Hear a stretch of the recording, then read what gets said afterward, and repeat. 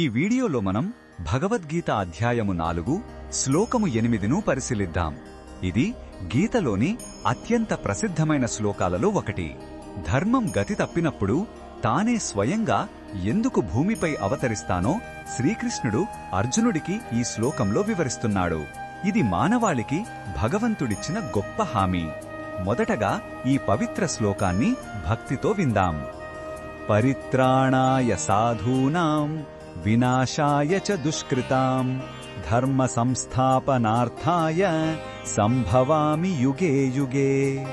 ఈ శ్లోకం అర్థం ఏమిటంటే, శ్రీకృష్ణుడు ఇలా అంటున్నాడు: సాధువులను అంటే మంచివారిని, భక్తులను రక్షించడానికి, దుర్మార్గులను చెడ్డ పనులు చేసేవారిని శిక్షించడానికి మరియు క్షీణించిన ధర్మాన్ని తిరిగి స్థాపించడానికి నేను ప్రతి యుగంలోనూ అవతరిస్తాను.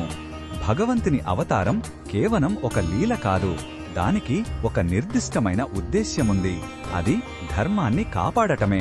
ఈ శ్లోకంలో ఉన్న భావం మనకు ఏమి చెబుతుందంటే, ఇది ఒక గొప్ప భరోసా. లోకంలో అధర్మం పెరిగిపోయి మంచివాళ్లు కష్టాలు పడుతున్నప్పుడు నిరాశ చెందవద్దు. ఎందుకంటే ధర్మాన్ని రక్షించడానికి దైవశక్తి తప్పకుండా జోక్యం చేసుకుంటుంది. ఇది చెడుపై మంచి సాధించే అంతిమ విజయాన్ని సూచిస్తుంది. ఈ నమ్మకం మనకు ధైర్యాన్ని, ఓదార్పును ఇస్తుంది. ఈ బోధనను మన దైనందిన జీవితంలో ఎలా ఉపయోగించుకోవచ్చంటే, మన చుట్టూ అన్యాయం లేదా అధర్మం జరిగినప్పుడు మనం నిరాశ పడకూడదు. మనం భగవంతుడు రక్షించాలనుకునే సాధువుల వలె జీవించడానికి ప్రయత్నించాలి.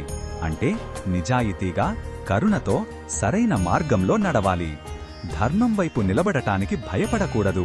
ఎందుకంటే అలాంటి ప్రయత్నాలకు దైవిక మద్దతు ఎప్పుడూ ఉంటుందని ఈ శ్లోకం మనకు గుర్తు చేస్తుంది. మరిన్ని భగవద్గీత శ్లోకాల అర్థాన్ని తెలుసుకోవాలంటే మా తదుపరి వీడియోలను తప్పకుండా చూడండి.